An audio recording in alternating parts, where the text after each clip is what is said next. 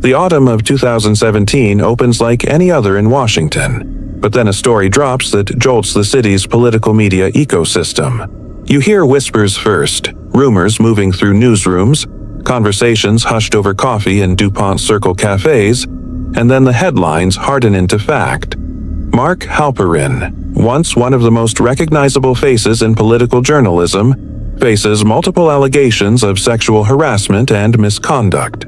It's a name you already know. He's been on your television screen for decades, offering sharp commentary, walking the line between insider knowledge and smug detachment.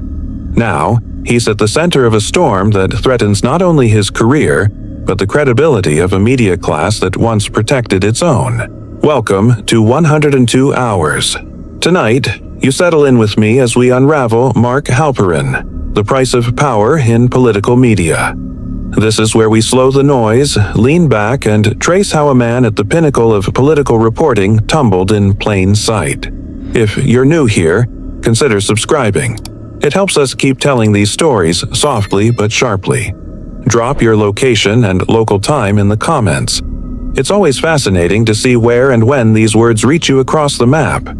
Together, we'll drift through Washington's corridors of power, pausing at the intersections where ambition met secrecy, where status muted consequences, and where whispers finally became headlines. What strikes you first is how rapid the collapse was. One morning, Halperin is part of the punditry chorus dissecting polls and parsing campaign blunders on MSNBC. By evening, he's a pariah. CNN breaks the allegations, 5 women speaking on the record about unwanted kisses, groping, and power leveraged in private encounters. The impact is immediate because the accusations don't exist in a vacuum. They land just as the Ask Me Too movement accelerates, in the wake of revelations about Harvey Weinstein and a cascade of other men who believed their influence insulated them from scrutiny. In that context, Halperin's story feels both shocking and inevitable. As you sink further into the narrative, you recognize that Halperin wasn't just another television face. He had become an interpreter of politics, one of those gatekeepers who framed how the public digested campaigns and power struggles. He co-authored Game Change, the book that became an HBO film, dramatizing the 2008 election with all its drama and disarray. His words weren't just commentary, they shaped perceptions of candidates, campaigns, and even history itself. It is this influence that makes the allegations so unsettling, because they suggest not only personal misconduct, but a system that allowed someone so visible to remain shielded for years. Investigators still question whether networks and publishers suspected more than they admitted at the time. Some colleagues claimed whispers circulated long before the CNN story, but they brushed them aside, perhaps out of fear, perhaps out of professional self-interest. That culture of silence becomes part of the reckoning. You realize, with a chill, that the very industry tasked with exposing truth had, in some corners, failed to confront its own. A mainstream fact reminds you how embedded Halperin was. He served as political director at ABC News, shaping coverage of elections stretching back to the Clinton years. That kind of access isn't accidental. It's cultivated, nurtured, rewarded. And so, when the dam finally bursts in 2017, the shock reverberates beyond just one man. It calls into question decades of editorial choices, backstage dynamics, and unspoken bargains. Then there are the quirkier details that filter into coverage, the things that feel almost absurd in hindsight. Reporters recall how Halperin had a near ritualistic obsession with morning meetings, arriving with a stack of polls and a trademark sardonic smirk. He cultivated an image of being untouchable, half sardonic professor, half political bookmaker. That cultivated persona made him seem indispensable, until suddenly he wasn't. And here's where your mind drifts, hovering between disbelief and inevitability. You wonder how many powerful figures exist in similar bubbles. How many reputations are a fragile scaffolding of silence? Halperin's fall is dramatic, but in many ways it's also a mirror. A mirror reflecting a media class that thrived on proximity to power, that blurred lines between access and accountability. In this first descent, you sense the mood shift, not just in his career but in the broader culture. What once seemed like standard industry gossip now feels radioactive. Producers scramble, executives cut ties, books are canceled, and projects evaporate. One man's story becomes a signal flare, warning that the rules of protection have changed. The fall of this political insider is both personal and systemic, a reminder that even those who narrate power are not immune to its consequences.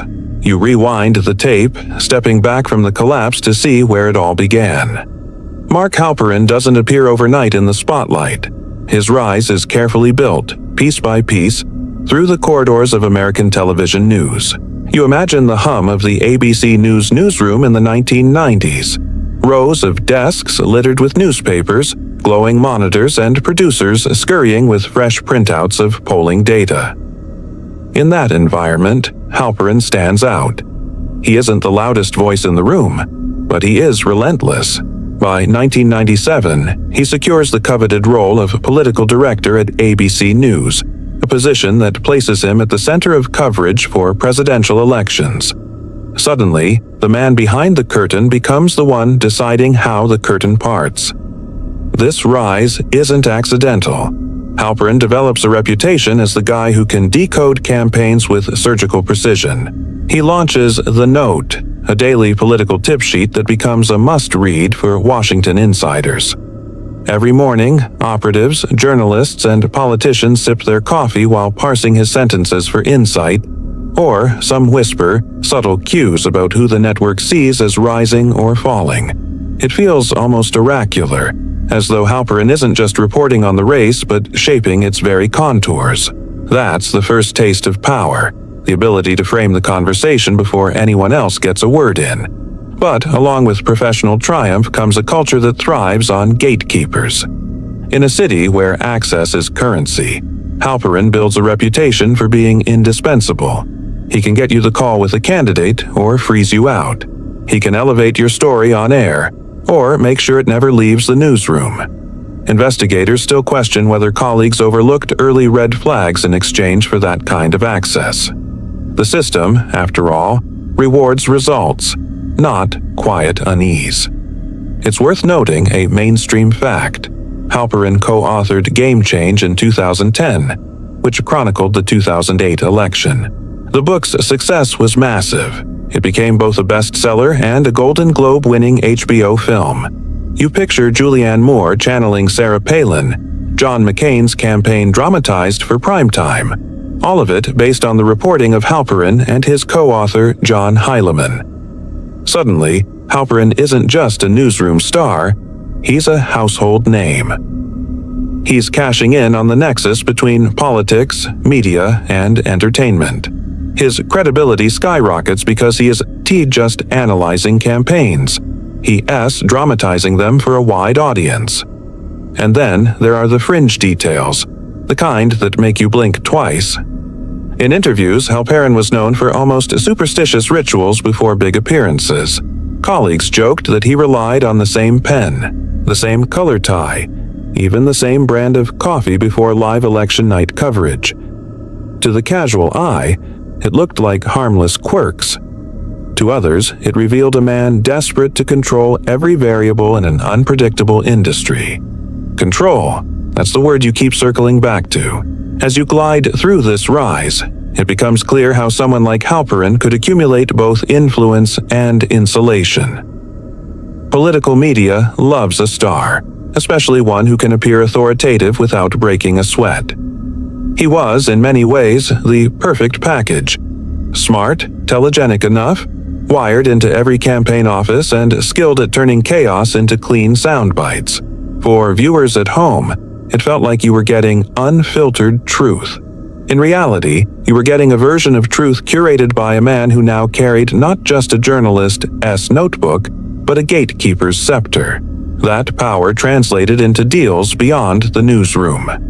MSNBC and Showtime tapped him for analysis, publishers lined up for book contracts, and his Rolodex of contacts in Washington grew thick. If politics is theater, Halperin had a front-row seat, and sometimes he seemed to be rewriting the script.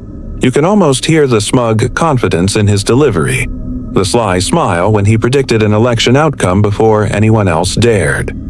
He wasn't just describing the game, he was making you believe he had invented it. Still, a quiet question lingers beneath the applause. What happens when a newsroom star starts to believe his influence places him above accountability? Investigators still question whether those early years at ABC News and beyond planted the seeds of a culture where misconduct could flourish unnoticed. You wonder if power in media is inherently corrupting, or if it merely magnifies the cracks already present in a person. By the time you leave this chapter of his career, you see how perfectly constructed the image was. Mark Halperin, the ultimate political insider, the oracle of campaigns, the man who made politics feel like both sport and science.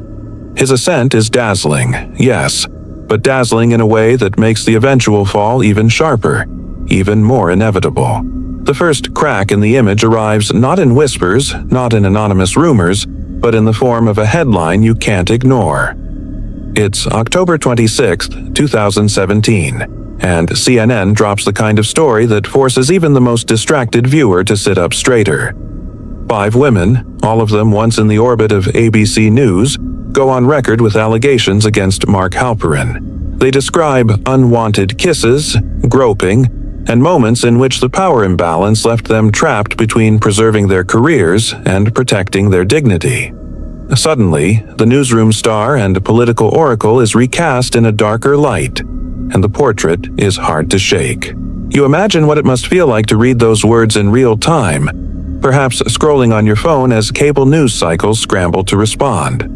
Only weeks earlier, the Harvey Weinstein scandal had detonated, and the cultural conversation was already shifting. The air is charged. The rules that once allowed men like Halperin to dodge accountability are eroding by the hour. His name is no longer tied to campaign coverage or sharp analysis. It ushers, plastered across screens under the phrase sexual harassment allegations. The fall is immediate, merciless, and irrevocable. Halperin issues a statement within hours. He admits to pursuing relationships with women in the workplace, including those junior to him, and apologizes for what he calls inappropriate conduct. But he denies the more severe allegations, the accounts of unwanted physical contact. The phrasing is careful, calibrated, as though he's still scripting the political game. Yet the moment he acknowledges even part of the accusations, the weight of his empire begins to crumble. Publishers cancel book contracts. MSNBC suspends him from the air. Showtime's The Circus scrambles to rewrite its lineup. You watch in real time as decades of credibility dissolve in days. A mainstream fact anchors the shock. Halperin was, at that very moment, working on a book about the 2016 election, one expected to become a bestseller. Its cancellation is not just a professional blow. It signals a broader cultural shift. No longer could networks or publishers ride out a storm quietly. The You Me Too movement had changed the calculus. Silence was complicity, and complicity carried reputational costs. Meanwhile, fringe anecdotes slip into the reporting. Odd, almost surreal details that underline the power dynamics. One woman recalls being summoned to Halperin's office, only to find the blinds drawn in the middle of the day. Another describes how he insisted on post-work strategy sessions that quickly blurred into something else. These aren't stories of one-off misunderstandings. They read like a pattern, a system quietly operating beneath the sheen of journalistic credibility. Investigators still question whether executives at ABC and later MSNBC had inklings before CNN-ES reporting made it public.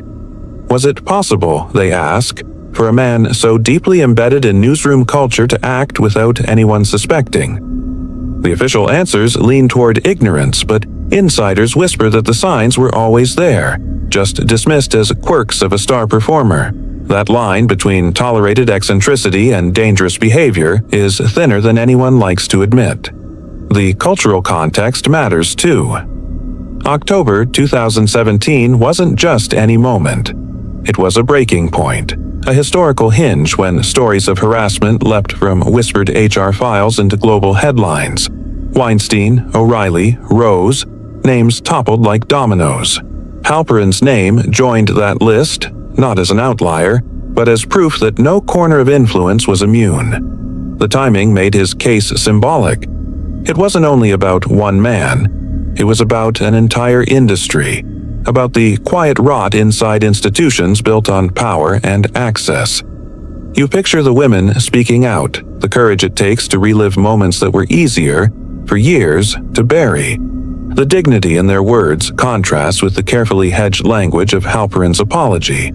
You're reminded that reputations can be manufactured, polished, packaged, but lived experiences resist spin. By the end of that week, Halperin isn't just suspended, he's finished. The industry, quick to distance itself, cuts ties with surgical precision. A man who once defined the tone of political media finds himself exiled from it. For you, the observer, the fall feels like watching a powerful statue crack and tumble, not from a single hammer strike, but from the accumulated weight of silence breaking open. The allegations surface on a Thursday, and by Friday morning the shockwaves have reached every corner of the television and publishing worlds. You see it play out almost in real time. A man who seemed indispensable to the machinery of political coverage suddenly becomes radioactive. The speed is breathtaking. It is not just that networks suspend him, it is that they move with such precision you realize this is no longer the era of slow internal reviews and quiet retirements. This is the Me Too era, and reputational triage happens in hours, not months. MSNBC is first to act.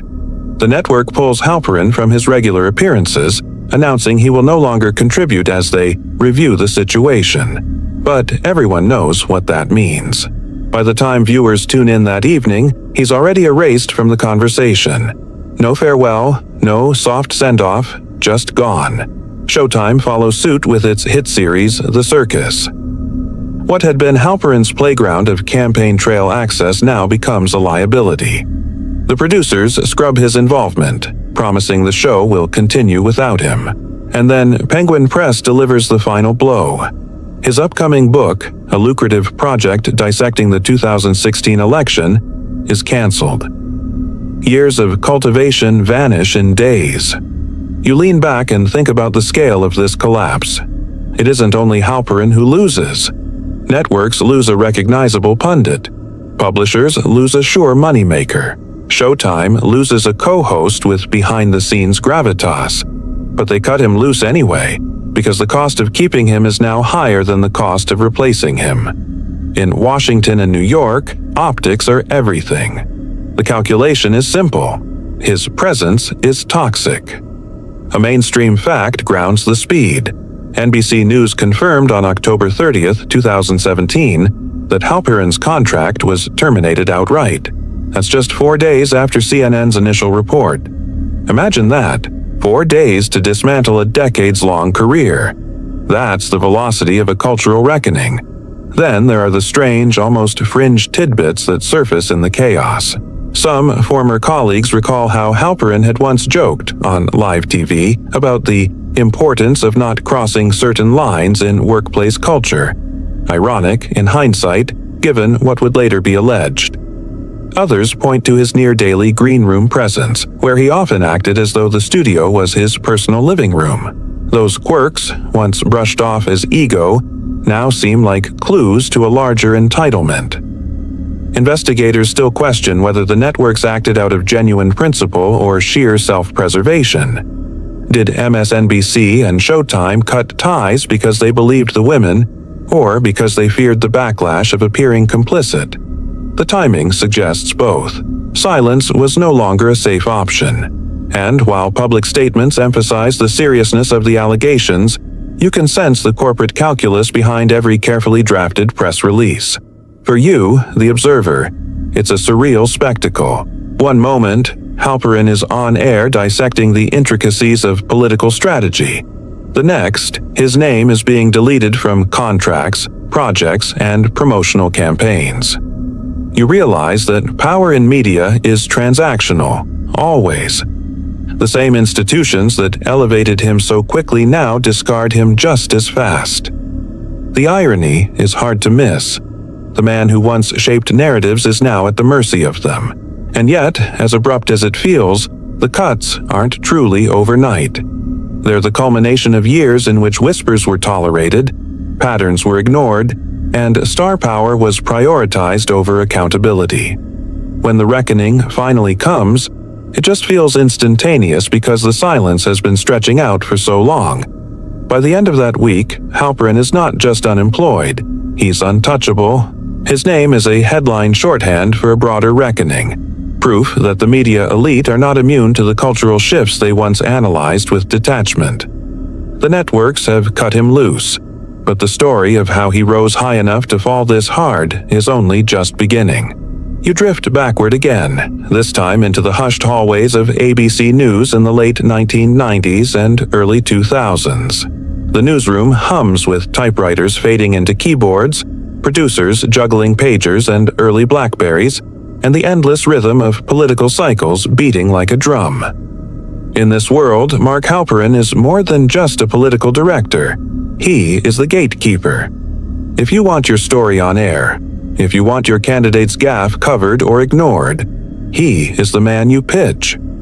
That level of influence creates both awe and unease, but nobody dares say much aloud.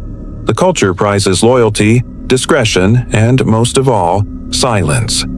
Insiders later describe an atmosphere that, in hindsight, feels suffocating. Younger staffers whisper about behavior that makes them uncomfortable, but those whispers never reach HR, not because they don't matter, but because everyone assumes complaints won't stick. This is the pre-Me Too era, when networks protect their stars and keep controversies behind closed doors. Promotions, assignments, access to powerful sources, all of it is mediated by men at the top. Speaking out risks not only your job, but your career trajectory. And so the silence hardens into routine. A mainstream fact underscores how central Halperin was. As political director, he oversaw ABC's coverage of multiple election cycles, including the contentious Bush-Gore battle of 2000. His daily memo, The Note, was considered essential reading by operatives across the country. When one man's email can set the tone for national political discourse, you begin to understand why colleagues might bite their tongues, even when they sense something is off. And then there are the quirky fragments that drift into the picture, details that sound harmless until placed in context. Colleagues recall that Halperin often preferred one-on-one meetings with junior staffers rather than group settings. He insisted it allowed for focus and clarity. At the time, it was chalked up to his intense style. Later, it became a red flag. Some even remember how blinds would mysteriously close during midday sessions. Odd enough that people joked about it in the break room, but never enough to confront him directly. Investigators still question whether ABC executives truly had no inkling or whether they chose plausible deniability over accountability. After all, networks rely on ratings and reputation. A scandal around their political director would have threatened both. So long as no one went public, silence was easier than confrontation. Easier, but not without cost. You notice how silence breeds complicity.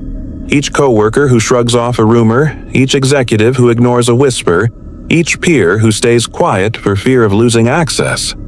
Together, they create a protective bubble. It's not that no one saw anything, it's that everyone decided it wasn't worth the risk to acknowledge.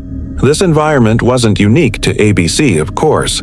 It mirrored the broader culture of media and politics in that era. Reporters chased scandals outside their walls while turning a blind eye to whispers within their own. The irony is heavy. A newsroom built on exposing misconduct elsewhere struggled to confront misconduct at home. By the time the 2017 allegations broke, the retrospective clarity was brutal. What once looked like eccentricity, closed blinds, late-night meetings, a star's untouchable aura, now looked like warning signs. The culture of silence at ABC wasn't just background noise, it was the soil in which misconduct could grow unchecked. And when silence finally broke years later, the reckoning felt long overdue. You fast forward to Showtime in 2016, when The Circus, inside the greatest political show on earth, debuts. It's slick, fast-paced, and intimate, pulling viewers into campaign buses, backrooms, and rallies in a way cable news never could. And at the center of this traveling spectacle stands Mark Halperin, part narrator, part conductor, part ringmaster. He and co-hosts John Heilemann and Mark McKinnon become fixtures of Sunday night viewing. Together, they make politics feel less like C-SPAN and more like theater. Halperin's access is the magic trick. His insider tone gives viewers the sense that they're watching not just campaigns, but secrets unfold. For a while, the formula works brilliantly. The show is praised for its immediacy, its ability to capture the pulse of a nation in flux. Halperin, with his smirk and studied pauses, fits perfectly. He embodies the role of a man who knows more than he lets on, a character equal parts analyst and performer. His presence reassures viewers that the show isn't just entertainment. It is journalism dressed up for prime time. But when the allegations surface in October 2017, The Circus finds itself in crisis. Overnight, one of its key hosts becomes unwatchable. The brand, built around the trio's chemistry, fractures. Showtime moves swiftly, announcing that Halperin will not return. By January 2018, journalist Alex Wagner steps in to fill the vacancy, and the show soldiers on. But it's never quite the same. For fans who tuned in for Halperin's sardonic edge, his absence is a gaping hole. For critics, the pivot proves that no single man is indispensable, no matter how central he once seemed. A mainstream fact anchors the moment. Showtime confirmed Halperin EOS removal within days of CNN's reporting, and Wagner's addition was announced January 3, 2018. That rapid turnover underscored how networks were adapting to a new environment, one where hesitation meant complicity, and complicity meant reputational ruin. Then come the stranger details, the fringe tidbits that always surface in hindsight. Staffers later recall how Halperin often treated the production office like his personal command post. He would shuffle into editing bays with coffee in hand, demanding last-minute cuts, insisting certain moments be highlighted because, as he put it, that's the real story. Sometimes those edits were brilliant. Other times, colleagues wondered whether his instincts were driven less by storytelling and more by ego. In the wake of the scandal, those quirks feel less like color and more like foreshadowing. Investigators still question whether Showtime executives saw the writing on the wall earlier than the public did. Did they know about rumors, or were they genuinely blindsided? Their swift response suggests preparation, statements drafted, contingency plans already in place. It's possible, after all, that in the Me Too climate, networks were quietly bracing for which domino would fall next. For you, watching from the outside, The Circus becomes symbolic. It was meant to show politics as performance, a behind-the-scenes look at power's theater. And yet its very title becomes ironic once Halperin's allegations surface. The show survives without him, yes, but the illusion that its hosts were untouchable is gone. The curtain has lifted, and behind it stands a reminder. No ringmaster controls the circus forever. You find yourself on the morning of October 26, 2017. The headlines blur together. Harvey Weinstein, Roger Ailes, Bill O'Reilly, but this day carries a new name, Mark Halperin. CNN publishes its bombshell report, detailing allegations from 5 women who say Halperin sexually harassed them while he worked at ABC News. The stories are deeply unsettling.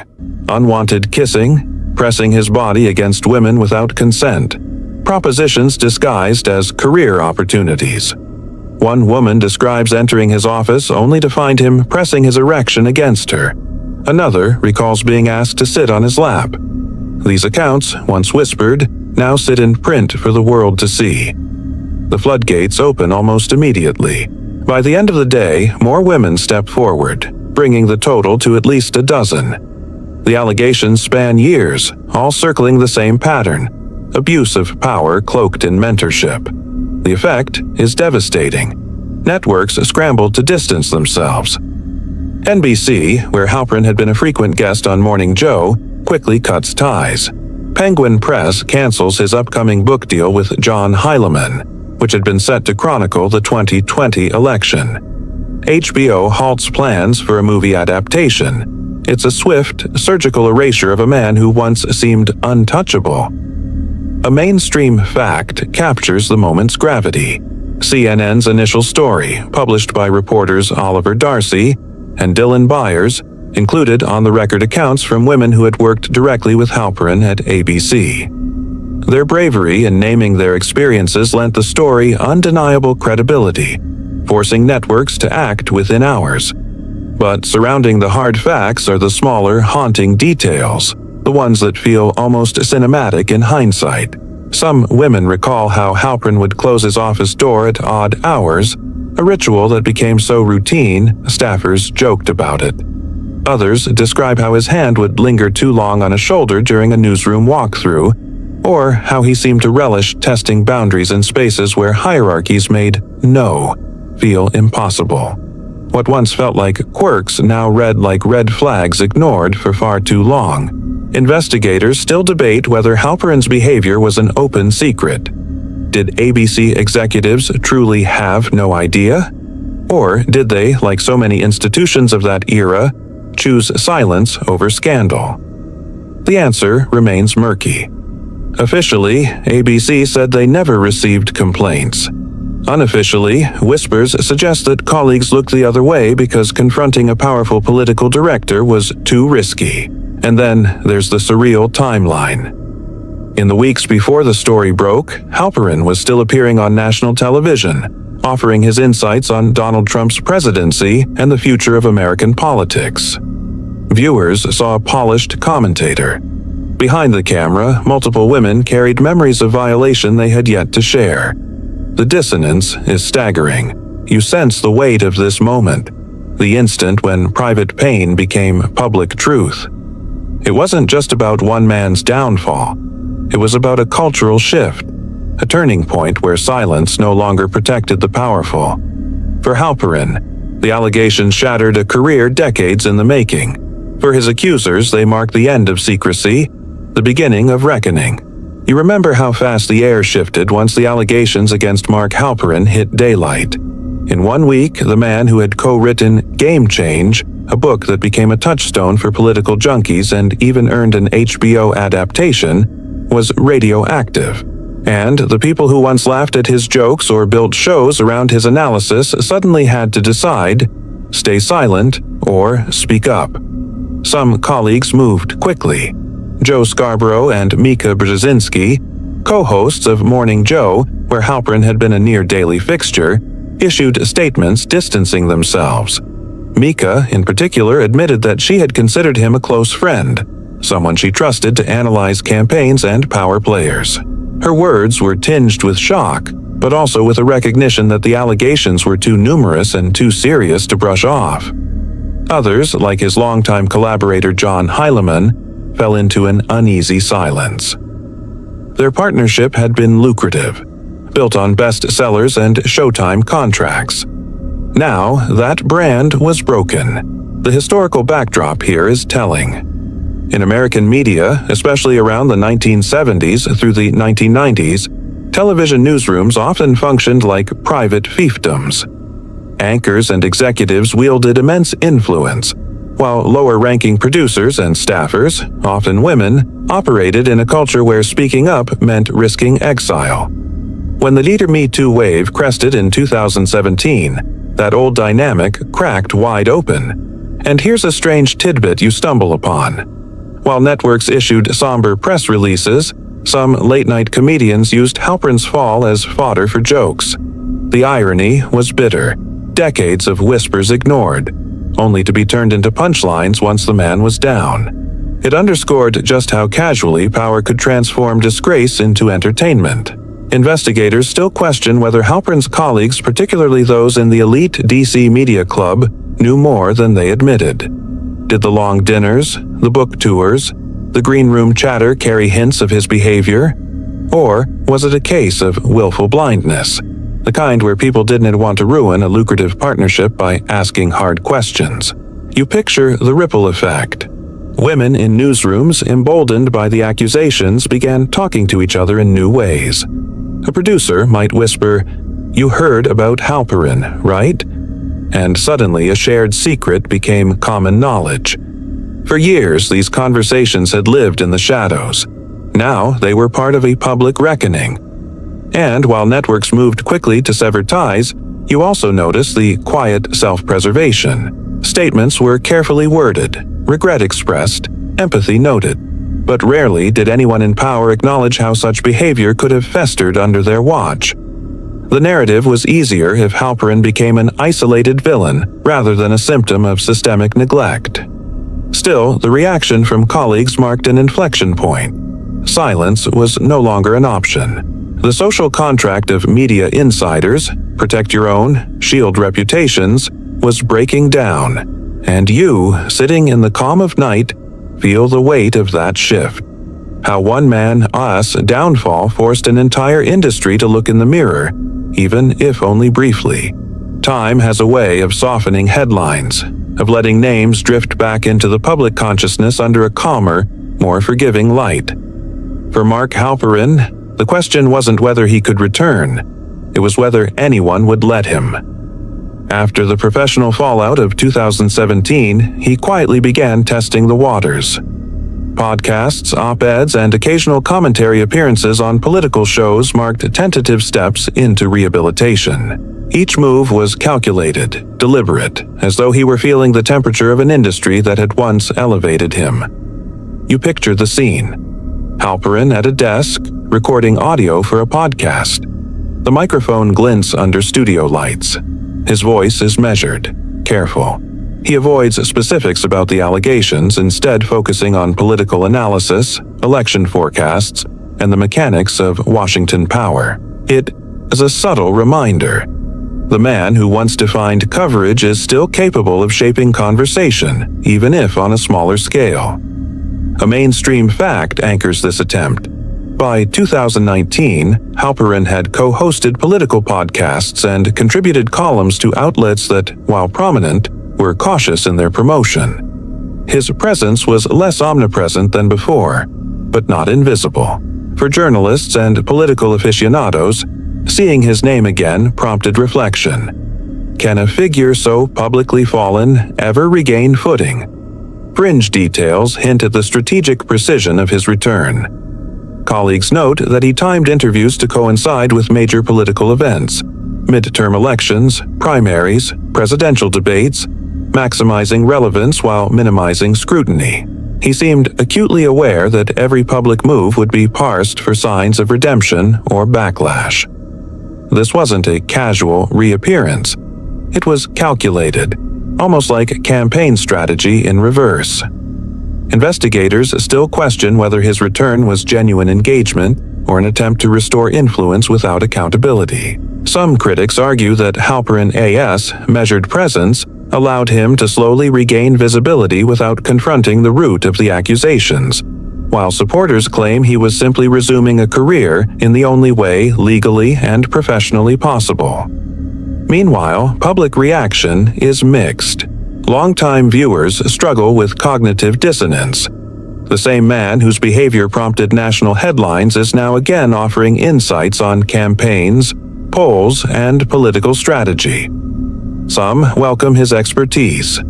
Others view his presence as a reminder that influence and access often shield even the most visible transgressors from permanent exile.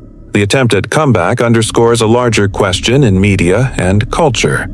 How do you reconcile talent, insight, and historical contribution with allegations that tarnish credibility and harm colleagues? Halperin's cautious navigation of this terrain exemplifies the tension between professional skill and personal accountability. You feel it in your chest as you listen. Admiration, frustration, curiosity, and unease all blended into a single complex reaction. By the end of this phase, you understand that the story is far from over. The man may have returned to the public eye in some form, but the shadow of 2017 hangs over every appearance. His career, once meteoric, is now a lesson in both the power and fragility of influence, and in how reputations can be simultaneously persistent and precarious. Even as Mark Halperin tested the waters of a professional return, the public memory of 2017 remained sharp. Social media, blogs, and news outlets were quick to remind audiences of the allegations, ensuring that any attempt at normalcy would be met with scrutiny. You can almost hear the notifications pinging, tweets, posts, and articles dissecting each appearance, each interview, each column. The man who once commanded quiet respect now navigated a landscape where public opinion was instantaneous, unfiltered, and often unforgiving. The backlash was both personal and systemic. Fans of his work were conflicted. Some defended his political insights, claiming he was still an expert on the inner workings of Washington. Others condemned networks and publishers that allowed him any visibility at all, insisting that providing a platform to someone with his history sent the wrong message to women in the industry. It became a moral calculus. Does the value of insight outweigh the cost of perceived tolerance for past misconduct? A mainstream fact anchors this moment. Halperin A.S. 2019 returned to podcasting, and commentary generated extensive coverage, from CNN to the New York Times, analyzing whether his re-entry was appropriate. Headlines emphasized the tension between expertise and accountability, making clear that the public was not willing to forget quickly. Then there are the quirky, fringe elements that surfaced in coverage. Observers noted Halperin's careful curation of social media presence. Posts were minimal, professional, almost clinical. He avoided photos, personal anecdotes, or any appearance of informality, as if every move was designed to be unassailable. Some journalists described his strategy as almost military, noting the precision of timing and content. That approach, while meticulous, could not erase the memory of the women who came forward or the culture that enabled him. Investigators still question whether the industry itself applied lessons learned from his case. Were networks and publishers genuinely committed to structural reform? Or was the backlash a performative measure designed to protect brands? Some insiders suggest that companies implemented stricter HR policies and anonymous reporting tools, but the efficacy of these measures remains unclear. The Halperin case became a benchmark, a cautionary tale, a template for how institutions respond when prominent figures are accused. You sense the tension in the industry, the delicate balance between talent, ratings, and reputation. A single misstep, and networks risked igniting another storm. Yet there is also the counterpoint. Public accountability reshaped the rules. Silence was no longer safe. Complicity carried real consequences. In Halperin's case, the aftermath proved that even the most skilled political insider could not insulate himself from cultural change. By the end of this chapter, it's clear that Halperin's professional world had shifted permanently. Platforms that once embraced him with open arms now evaluated every move under a microscope. His attempted comeback would forever be measured against the stark reality of 2017, a reminder that influence is not immunity, and visibility without accountability carries lasting consequences. You step back and notice how Mark Halperin's story fits into a broader narrative. His downfall is not an isolated incident, but part of a seismic shift across political media. The Biker Me Too movement has illuminated a landscape long dominated by men whose access and influence shielded them from scrutiny. Suddenly, journalists, pundits, and executives are being examined under a public lens, their behaviors no longer hidden behind the aura of authority. Halperin becomes a symbol, not just of personal misconduct, but of systemic flaws in newsrooms where power imbalances festered for decades. A mainstream fact contextualizes the scale. By late 2017, multiple high-profile media figures, including Charlie Rose, Matt Lauer, and Mark Halperin, faced allegations of harassment or misconduct, prompting resignations, terminations, and canceled projects across networks. Halperin's case is emblematic because of his visibility and his role as a gatekeeper. He shaped narratives and controlled access, amplifying the stakes of his fall. Quirky details emerge as you trace the industry's self-examination. Editorial meetings now include explicit conversations about consent, professional boundaries, and reporting mechanisms. In some newsrooms, younger journalists remark on how unusual it is to see discussions about workplace ethics framed not as legal formality, but as core journalistic responsibility. The shift is subtle yet profound, signaling that the culture of silence is being dismantled, even if slowly. Investigators still question whether the reforms are sufficient or merely reactive. Policies can be written and trainings conducted, but culture changes only when accountability is consistently applied. Halperin's story exposes the tension between protecting institutional reputation and truly addressing misconduct, and it leaves the industry grappling with the uncomfortable reality that influence has long overshadowed ethics. You also notice the social dimension. Outside the newsroom, audiences begin holding media accountable, not just for coverage quality but for the conduct of those delivering it. Public commentary, social media pressure, and op-eds collectively shift the narrative. For journalists and executives alike, this new scrutiny reinforces that power, in any form, is no longer an unassailable shield. As you listen to this reckoning unfold, the lessons are clear. Halperin's fall demonstrates that unchecked authority, when combined with structural silence, can produce harm that reverberates far beyond the individual. His case sparks a series of conversations across newsrooms, boardrooms, and social media threads about who benefits from influence, who suffers when accountability is delayed, and how an industry built on transparency can struggle to enforce it internally. By the end of this section, you understand the wider resonance. The narrative of Mark Halperin. The price of power in political media is not just about one man. It is about a system confronting its own failures, about cultural shifts that make future misconduct more visible and less tolerable. Halperin becomes both a cautionary tale and a touchstone for change, a reminder that power comes with responsibilities that extend far beyond ratings, page views, or insider acclaim. You sit back, tracing the arc from Mark Halperin's meteoric rise to his precipitous fall, and you realize that his story is as much about systemic culture as it is about individual choices. It's easy to focus on the headlines, the canceled books, the suspended contracts, the public shame, but the deeper lessons emerge when you look at the forces that allowed him to climb so high and stumble so dramatically. Influence without accountability, access without oversight, charm without empathy. These are the threads woven into the tapestry of Halperin's career.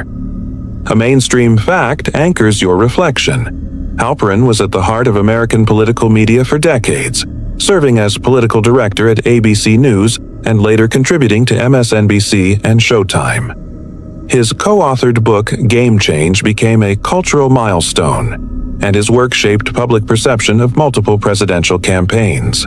That level of impact carries responsibility, and the allegations against him demonstrate the consequences when personal conduct fails to meet professional ethics. Yet there are quirks in the narrative that make it uniquely human. Former colleagues recall how Halperin meticulously curated every appearance, every sentence, and even the tone of emails, as if the universe revolved around his image. Small habits, like his insistence on a particular tie color during campaign coverage, or the ritual of preparing notes in a precise sequence, seem trivial at first. But in hindsight, they reveal a personality deeply invested in control, a controlling presence in both politics and personal interactions. Investigators still question whether the patterns that emerged were obvious to insiders all along. How many red flags were dismissed as eccentricities or overlooked because of his perceived indispensability? It as a reminder that systemic failures often rely on everyday complicity. Small choices by many people that cumulatively protect the powerful at the expense of accountability.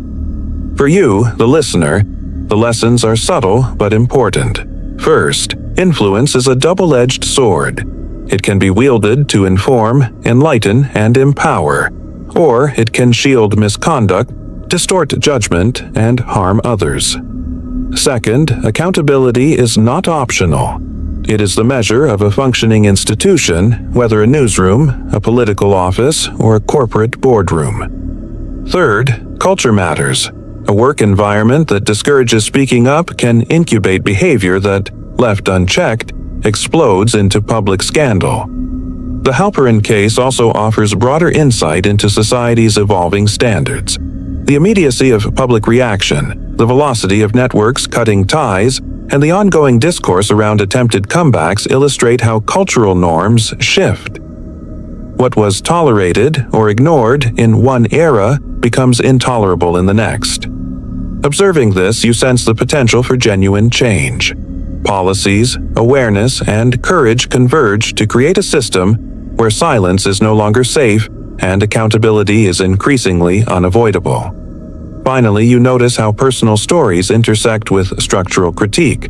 The courage of Halperin's accusers to step forward, even against immense professional and social pressure, reframes the narrative. It's not just about punishment or shame. It's about reclaiming agency, reshaping norms, and ensuring that future generations of journalists and media professionals work in spaces that value respect as much as excellence. In the end, Mark Halperin, the price of power in political media leaves you with more than facts. It leaves you thinking about power, responsibility, and the fragile line between reputation and ruin. It reminds you that every privilege carries the weight of accountability, and every system, no matter how prestigious, is only as ethical as those who enforce its standards. As you reflect on the rise, fall, and cautious return of a man who once defined political media, you carry forward a quiet, sobering awareness of the lessons embedded in both his successes and his failures. You lean back, letting the story settle around you like a soft, late-evening fog. The rise and fall of Mark Halperin is more than headlines and allegations. It is a meditation on power, influence, and accountability. You picture the newsroom, once vibrant with clacking keyboards and buzzing phones, now quiet in your mind. The seats are empty, the monitors dark, but the lessons linger, echoing softly.